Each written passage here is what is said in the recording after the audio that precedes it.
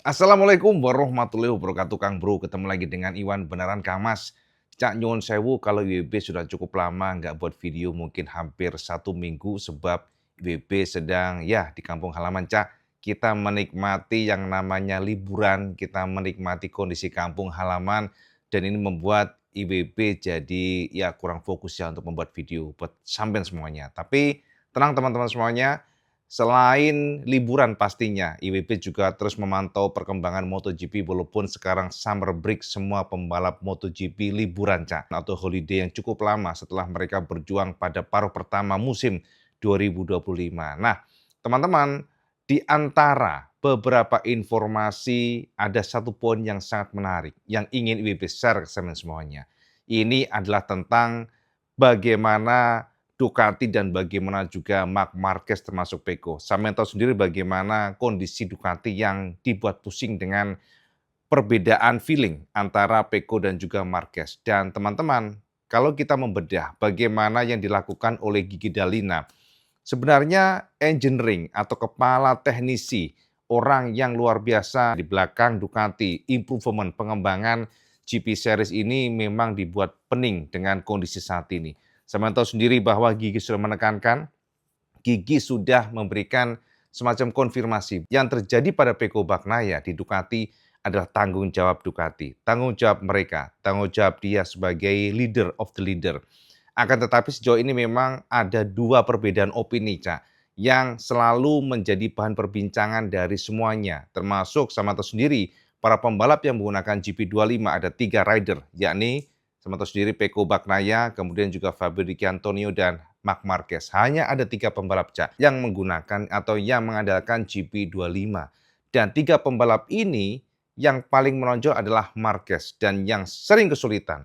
Di masa lalu sama tahu sendiri bagaimana pembalap ini luar biasa, yakni Pecco Bagnaia. Akan tetapi di tahun ini, seringkali Pecco memberikan penekanan bahwa masalah yang terjadi pada GP25 ini seperti sudah menjadi DNA yang sulit untuk dirubah.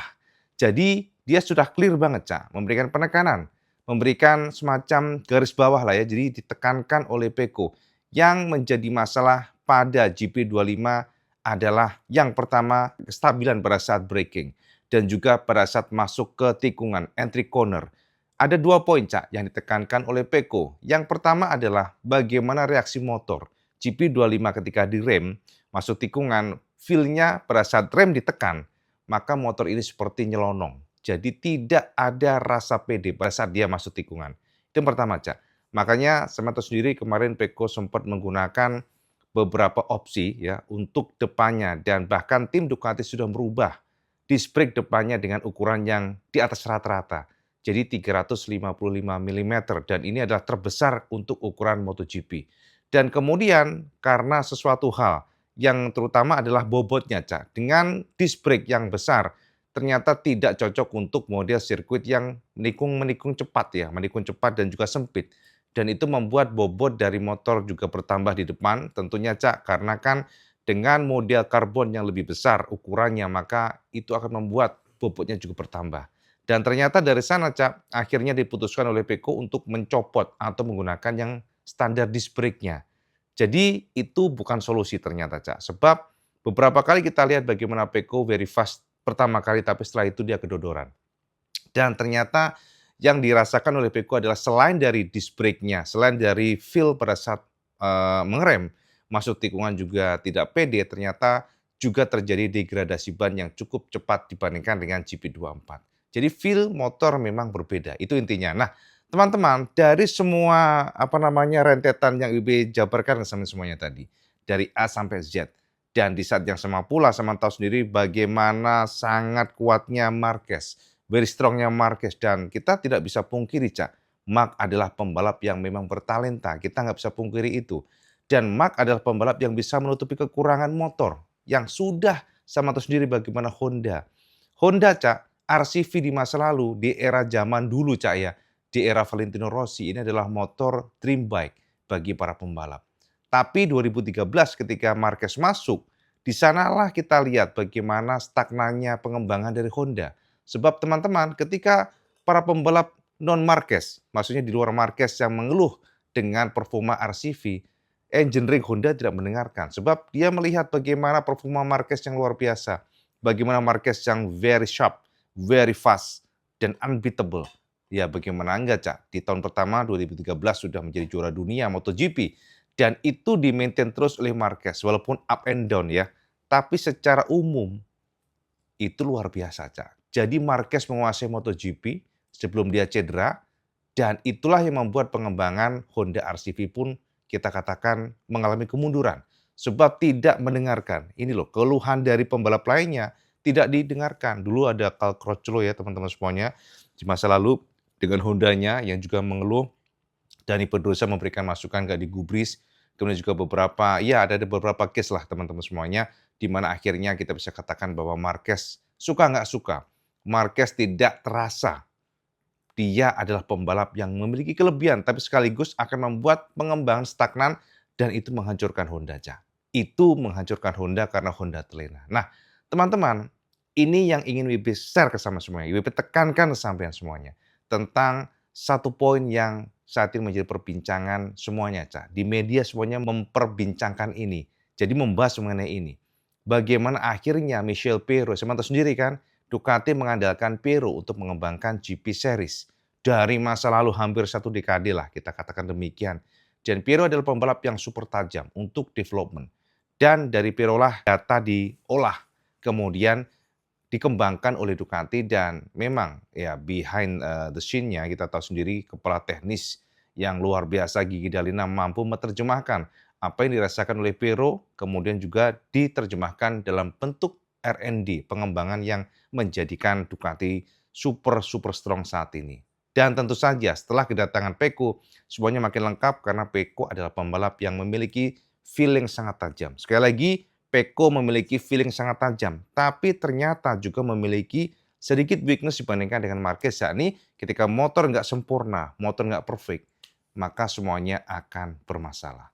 Dia tidak bisa menutupi kekurangan dan ini beda dengan Marquez. Ketika motor yang kurang sama Marquez ketika dikendarai Marquez, maka semuanya menjadi berbeda. Itulah kenapa selalu ditekankan kemarin pada saat kita di Barcelona, kepala teknisi dari Pramac Ducati kemarin ya saat itu mengatakan bahwa GP23 adalah motor yang jauh ya untuk levelnya dibandingkan dengan GP24. Ini kita ngomongnya yang tahun kemarin ya. Dan hanya Marquez lah yang membuat perbedaan. Marquez make different, itu kata mereka saat itu, Cak, pada saat IWB interview. Dan itulah yang menjadi dasar kenapa Marquez dengan GP23 mampu nyodok-nyodok Pecco saat itu. Nah, teman-teman, dari sini IWB ingin nge-share bagaimana pernyataan Pirro yang ternyata juga pening dengan kondisi saat ini, Cak. Michel Pirro memberikan statement yang menarik untuk kita bahas. Bahwa secara nggak langsung saat ini, suka nggak suka, Marquez memang menghancurkan Ducati. Secara sistem, Marquez sudah membuat Ducati pusing, Cak. Ini menarik, Cak ya. Jadi yang ngomong adalah Pirro, orang yang pengalaman di Ducati, dan Pirro adalah sahabat karib dari Pecco. Sebab pada saat Marquez belum gabung, tentu saja ada kedekatan yang luar biasa antara Pirro dan Pecco pastinya. Karena mereka lah yang dipercaya Ducati untuk saling sharing. Kemudian dari sanalah disimpulkan yang kemudian oleh Ducati akan ditarik ke Bologna ya untuk datanya dan kemudian dikembangkan motornya berdasarkan input dari mereka. Masalahnya adalah begini, Cak, saat ini Pirro mengatakan bahwa ketika pembalap satunya mengeluh, ketika pembalap satunya sangat kesulitan, struggling, tapi satunya semuanya baik-baik saja, itu membuat mereka tuh puyeng, Cak. Jadi tentunya ya dengan entry corner problem, dengan braking yang dirasakan kurang, stability-nya kurang, tapi Marquez terlihat sangat kencang. Dan itu yang membuat jujur ya teman-teman, ternyata Ducati pening, Cak. Bahkan Michel Pirro pun ya, Pirro aja juga pusing dengan kondisi saat ini.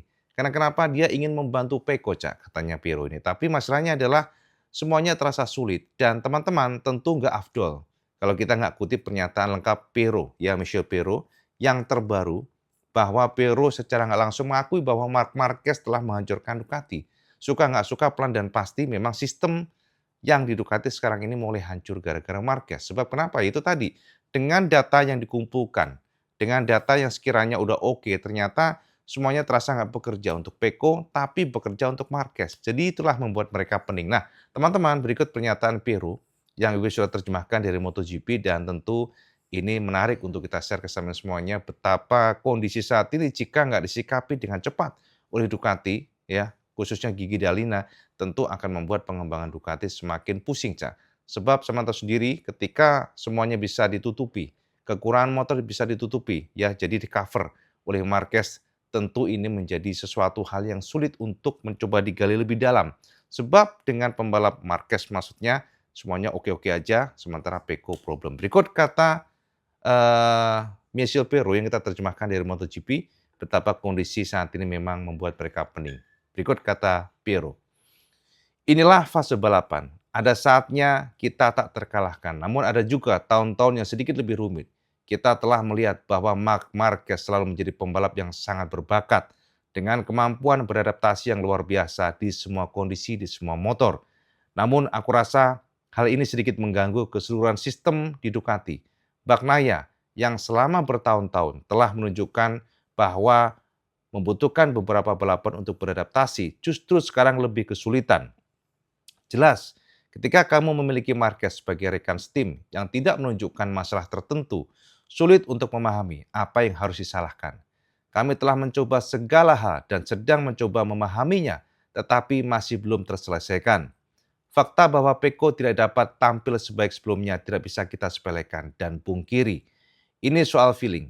Sensasinya tergantung pada banyak faktor. Namun aku yakin di paruh kedua musim ini Pecco bisa membangun rasa pedenya. Kami akan membantunya agar ia berada dalam kondisi yang tepat untuk menyelesaikan musim ini dengan baik. Dan yang terpenting mempersiapkan diri untuk tahun depan. Mengingat paketnya akan tetap sama tahun depan meskipun dengan beberapa perubahan. Kami juga harus mempersiapkan motor untuk tahun 2027. Jadi jika kami bisa menempatkannya pada posisi yang tepat di akhir tahun depan pasti akan dimulai dengan langkah yang tepat. Saat ini kami membantu Pecco dalam segala hal, seperti menguji ulang beberapa komponen, tapi kami tidak punya tongkat ajaib. Tidak ada material atau komponen yang kami buat bisa langsung berfungsi, juga karena kami tidak punya waktu untuk mengujinya.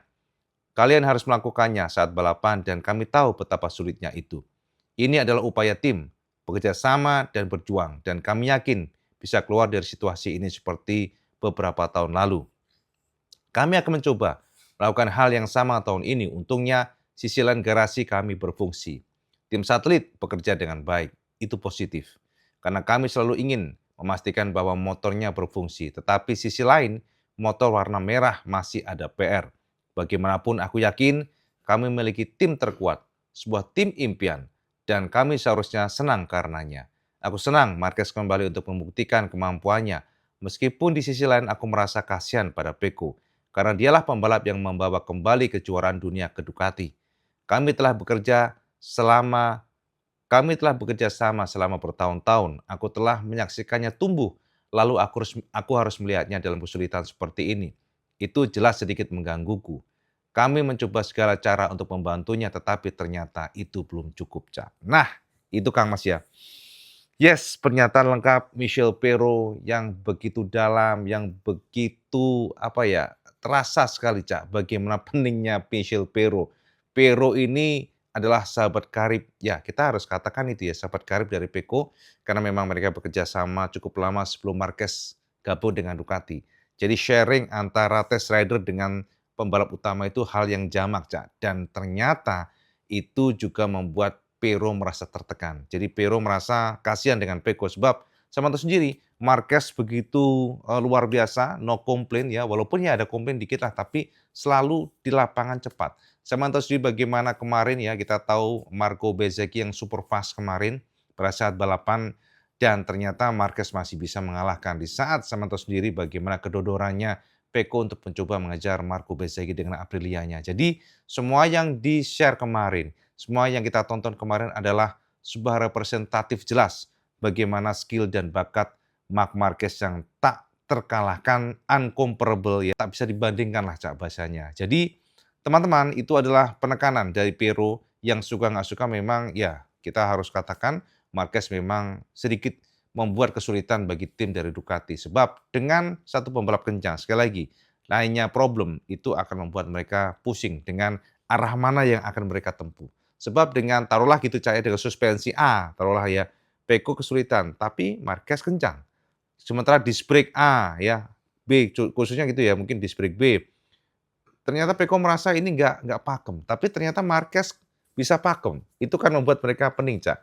Jadi ini adalah sebuah gambaran utuh yang coba WB share ke semuanya betapa Ducati harus beruntung ya, maksudnya begini, Ducati harus bersyukur maksudnya ya, dengan memiliki Marquez yang mampu menutupi kekurangan dari Ducati GP25. Ya, teman-teman, mungkin kalau nggak ada Marquez di GP25, ya tetap aja sih sebenarnya kalau secara klasemen sementara tetaplah pembalap Ducati yang leading, tapi gap-nya nggak jauh, Cak.